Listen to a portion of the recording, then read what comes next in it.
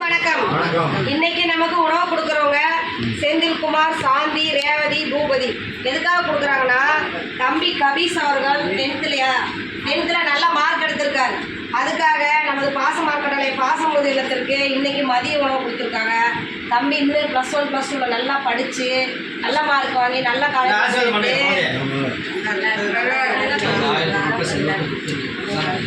நல்லா படிப்பு கவர்மெண்ட் வேலையே வாங்கினாங்க.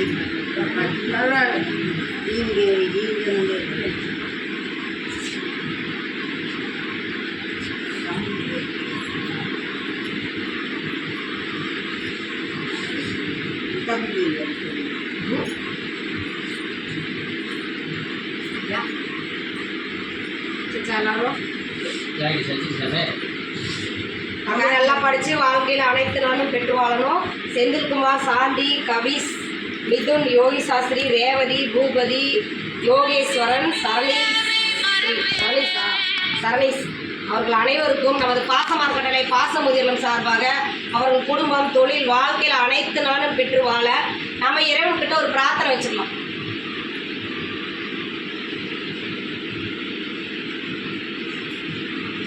உணவு கொடுக்குற உங்கள் குடும்பத்தார் அனைவருக்கும் நன்றிகளையும் வாழ்த்துக்களையும் தெரிவிச்சுக்கிறோம்மா.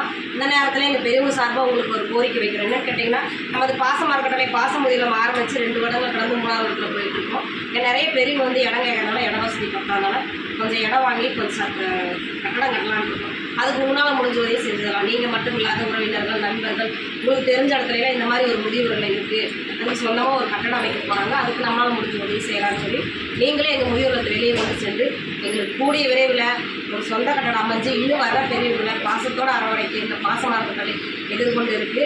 அதுக்கு உங்களால் முடிஞ்ச உதவி செஞ்சு தருமா நேரத்தில் நாங்கள் பெரியவங்க சார்பாக கேட்டுக்கிறோம். உணவு கொடுக்குறவங்களுக்கு மீண்டும் ஒரு முறை நன்றிகளையும் வாழ்த்துக்களையும் தெரிவிச்சுக்கிறோம்.